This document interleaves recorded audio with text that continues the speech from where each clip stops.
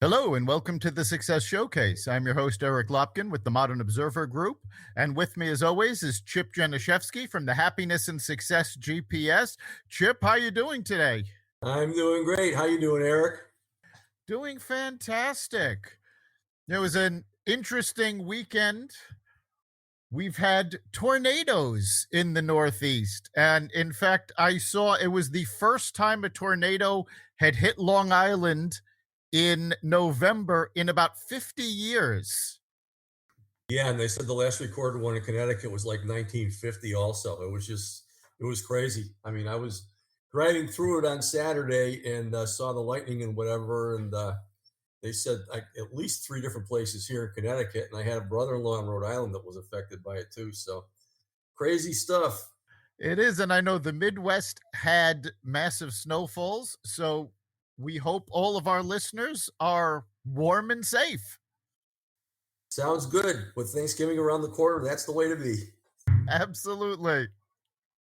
So our guest today is Diana Arias, and Diana's got an interesting backstory. So, Diana, welcome. Thank you very much. Happy to be here. So, why don't you tell our listeners a little bit about yourself? Okay, well, yes, so my name is Diana. I am newly divorced, newly starting over in a brand new career. I have 3 kids and a golden doodle. I started this career last year, right before COVID hit, and it kind of put a halt on everything. And I'm just now getting into the world of meeting people and networking, and it's how I met you and Chip, and it's been really great. So I don't know if you want me just to dive into my whole long backstory or how that works, but Sure. obviously, Well, yeah, go your ahead. your new career is in finance, and what was it that in your backstory that made you come this way? You said it's a brand new career. Yeah. So from a young age of 18, 19, I had always been an entrepreneur. I met my ex-husband then when I was young, and we had always owned our own businesses, property management, housekeeping business. We were in a partnership with a couple others in a marina. So our businesses were very lake centric. With all these businesses and 3 kids, we were super busy and very much relied on our parents to help us with our children and our businesses too. They, very much involved. And lucky for us, we had 4 amazing parents close by to be able to help us.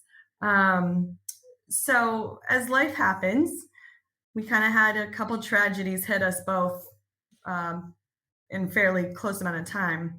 On July 4th of 2015, my mom at age 55 suffered a brain aneurysm rupture.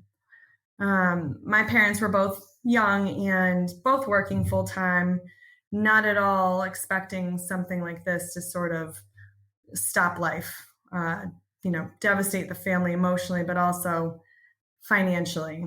So, we're going through that put a pause on a lot of things in my own life.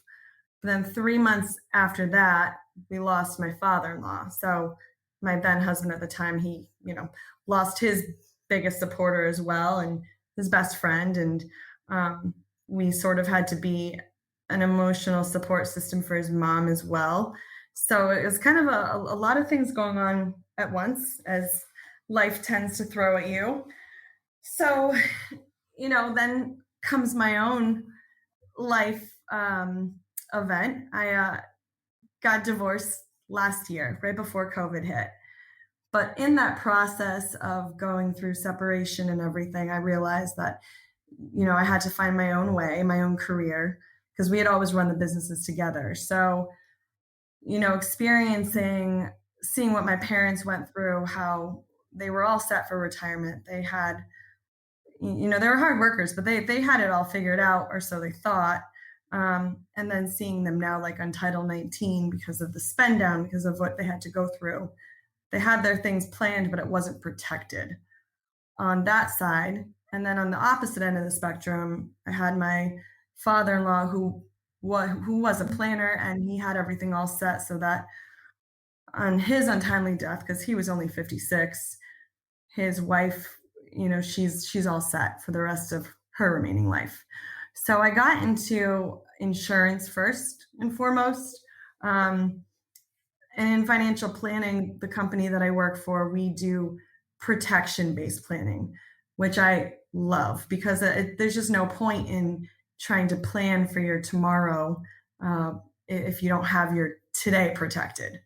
And there's so many different avenues and aspects of that people don't realize. Doing one thing over here could cause a ripple effect over here. So it's really become like a niche for me, and I love it. So yeah, that's my why. So obviously, you had a lot of tragedy in a fairly short amount of time. And you saw, again, on your side of the family, they weren't prepared. Your ex-husband's side of the family, they were prepared. You saw the differences. What was it that hit you hardest? I mean, what did you see that went, oh my God, that's a major mistake. I have to avoid it myself, but I also want to teach other people to avoid? Yeah. So, I mean, when I first, like I said, we had kids young. So when I first got pregnant, the first thing in mind was I got to get life insurance. So we both did that. But now I realize, in the career that I'm in, that what I had wasn't nearly enough. Nobody realizes our human life value, that the potential we have to make in our lifetime is really astronomical compared to what we think we are worth, right? So, first of all, undervaluing ourselves, and we tend to put a value on tangible things like cars and our homes, where at the end of the day, like, I love my car, but if I crashed my car and my insurance company did not reimburse me for it, I'm still going to find a way to get from point A to point B. But if I'm not able to work, not even because of death, but if I'm just sick or injured for 2 months, even 6 months, a year, that's hugely like a financial impact on my life, like not just being able to not pay my bills, but going into debt. And um, I don't know, just not being properly prepared. The amount that it costs to properly protect yourself is really nothing in the long run when you think about what it could protect you from.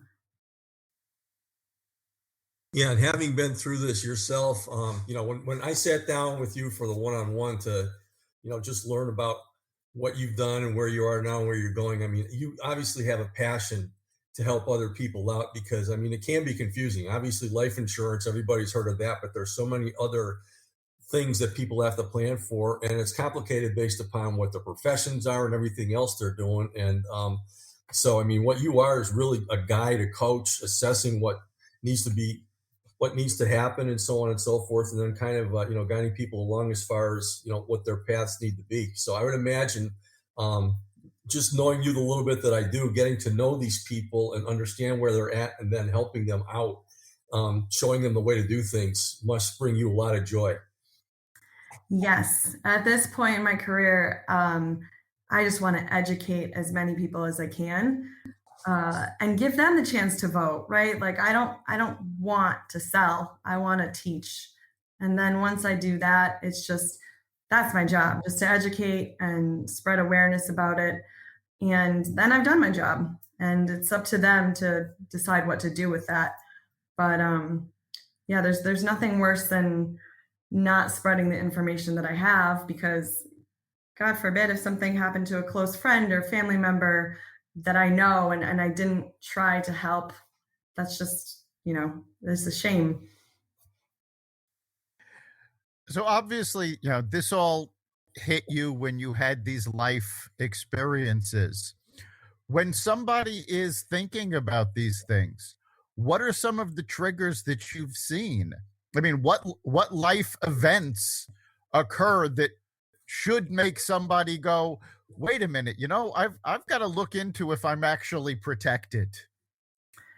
I mean, I honestly, I feel like almost everyone that I've spoken with, I feel like it resonates with them in some way. I think everybody knows someone, whether it's their parent or a friend or even themselves, who can um, imagine a time where they've even had like a back problem, a shoulder surgery, where it's put them out of work for a while, and it put some financial strain on the family. And these are things that I love to help with, because I can help navigate this and plan for it, because the truth is that this most likely will happen. Something as simple as that. It doesn't have to be a tragedy like what happened to my mom. That's sort of catastrophic, right? But these things do happen. Like even women who go on maternity leave and have a sickness or an injury related to that, and they're just out of work longer. It's just, they can be planned for, and when they're planned for and you have that extra savings set aside, or that extra protection, if we're talking insurance wise, it just makes all the difference. So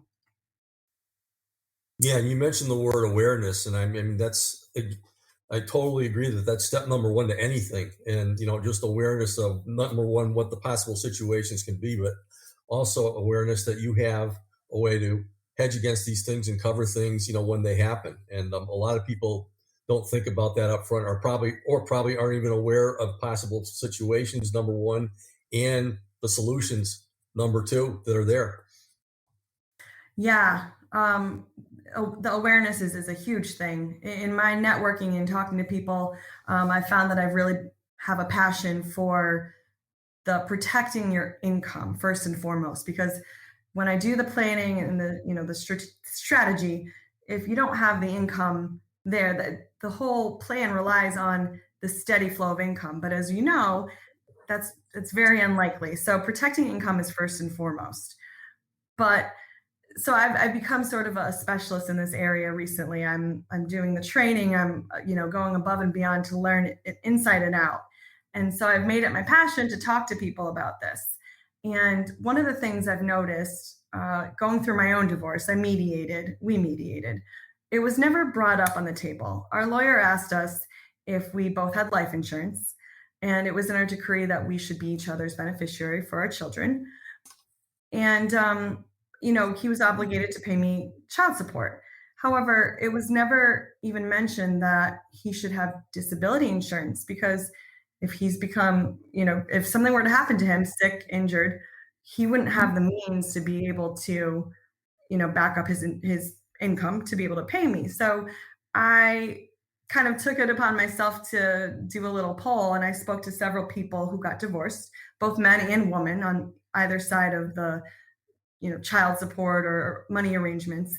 And nobody had been made aware of disability insurance. It wasn't brought up. It wasn't spoken about. It wasn't in the divorce decree that it should be at least talked about. And that was just kind of crazy to me, because for me, it's everything. If there's no income, how could that be supported? So again, it's just spreading awareness and talking to people. That's kind of my mission right now.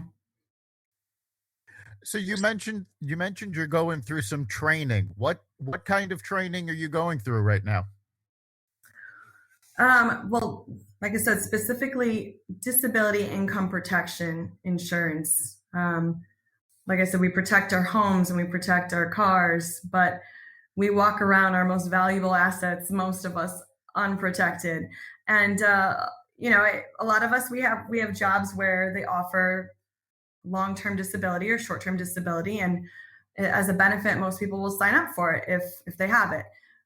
But I have been learning how to read these policies inside and out. So for my friends, or even just people that I meet and speak with, I offer to give them a review of their policy to help them understand it, because there's so many loopholes or things that it doesn't cover, or even time frames that they have to wait before it will kick in, or exclusions. So I review these policies and I sit down with them and I explain exactly how it works, so that they understand, okay, there's going to be a 3-month period where, I should probably have an emergency savings account. Because if something were to happen to me, I'm going to have to fund myself before this policy kicks in.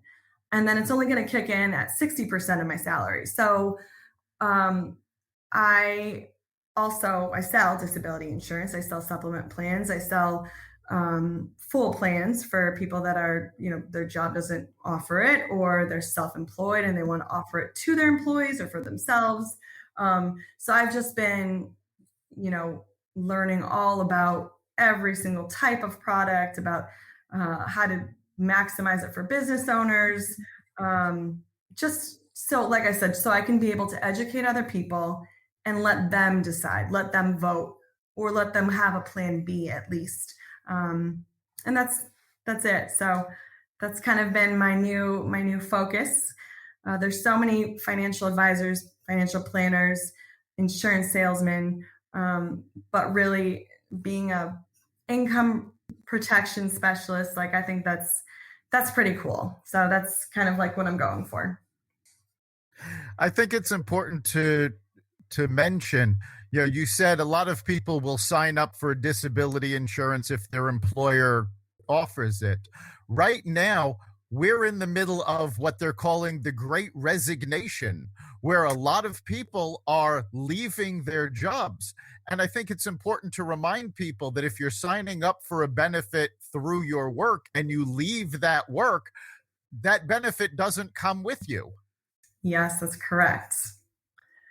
That is correct.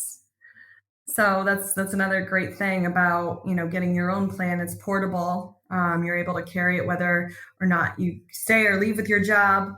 You can extend it if you leave that job and go to a higher paying job. You can extend it to meet the requirements of that job. So it's important to have your own protection. That goes with life insurance too, because group benefits, like you mentioned, if you leave that job or something happens, you get laid off, it's just no longer feasible. It's no longer there. So, And anybody who's left a job is probably familiar with the exorbitant cost of Cobra. yes. Yeah. Yeah, and it's not permanent. It's not a permanent solution. So it's insurance is one of those things. It's hard to spend money on the intangibles.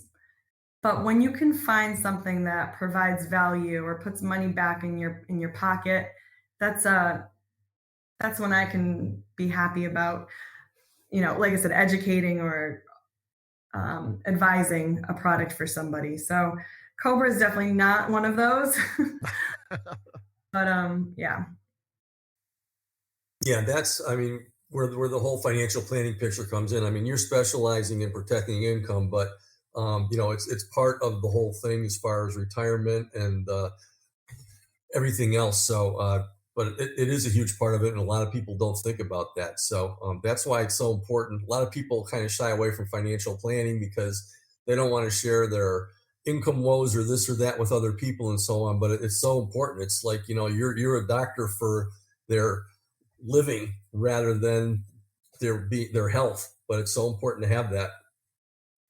Yeah, I mean, it's like going to a doctor and just saying that, your shoulder hurts, but them not checking you out completely. Like it's your whole financial plan counts on your income. It counts on your ability to produce that steady stream from now until retirement. So, you know, the highest chance of success is to fortify that income to make sure that it's gonna be there no matter what. So there's many ways to do that, not just disability insurance, but there's other ways to do that, and that's what I specialize in. So Yeah, I I mean, love it. the difference between the doctor takes care of the what ifs when they happen. But what you do is you identify the what ifs ahead of time so that they can plan for that ahead of time. Exactly. Yeah, exactly. And do the dress rehearsals for the plan B and the plan C also, which is pretty cool. So you said you got into this just before COVID. You had your divorce just before COVID. How was all of that a transition for you? I mean, you're transitioning from marriage to single, from one career to another, and then COVID hits. How did all of this affect you personally? Yeah, so I was pretty naive and ambitious at the same time, taking this on because this is this job relies solely on networking and outreach, but having that entrepreneur mindset where I've always had to, kind of go out and hunt for my food, so to speak. I didn't think that I would fail, but I didn't also know COVID was coming either. So, Well, um, nobody did. yeah, uh, it's it's affected me in a way where I sometimes it gets discouraging, but just finding my niche now, I feel like it's been good. I'm glad I didn't give up because when I first went into this field, I was kind of narrow minded, thinking that I would solely work with business owners because that's what I was. I was a business owner. I understand, the tax struggles and I know about the loopholes and how to maximize, your business dollars for personal use and how to use insurance products to do that. Like that's where my mind was at. But it wasn't until the world started opening up again to where I could really talk to people on a human level, not so much, business mindset, to where like I'm telling my story about my mom and my father-in-law, that I started to really change gears. And then that's where my career started blossoming, so to speak. And it just became a lot more enjoyable and not easier, but in a sense, yeah. So, but yeah, it's definitely been a challenge. Yeah, for sure, a challenge. So you said you shifted gears away from just focusing on a business mindset to actually telling your story and relating to folks. And that's something we've talked a lot about on this podcast about authenticity. And it sounds like, when you started letting people in and telling your story, that started having a big effect on your business. Yeah, and an effect on me too. Just realizing that maybe business owners wasn't my market. Maybe it was more so just people I could connect to, people that would resonate with my story. So it doesn't have to be just, business minded folk, because I am still business minded, obviously. But yeah, it definitely broadened the horizon of my market and helped me out and helped my business out for sure. No, I'm sure that, with what you've been through, I mean, if you hadn't been through that, you probably wouldn't have met a whole lot of new people that you know now through this. And yeah, your story, when I first met you at the networking meeting, I found out about your career over at Highland Lake and Zone. And we had a connection because, as I told you, I mean, I used to bring my boat up there with my sons when they were kids all the time.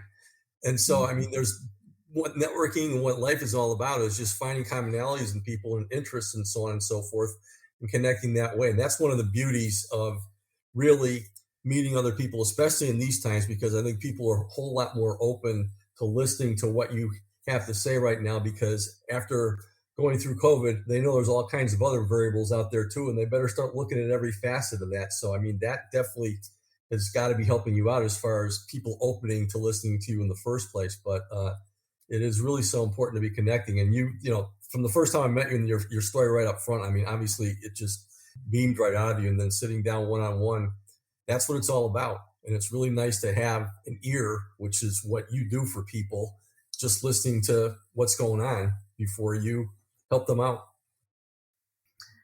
Yeah, it's been great networking and meeting new people and then them wanting to help and introducing me to other great people. Like it's just I didn't realize that this community was out there. It took me over a year to start, and I'm just grateful for the opportunities it's brought and the people and the connections I've made and the friends I've made. So yeah, it's been great. Everyone should do it.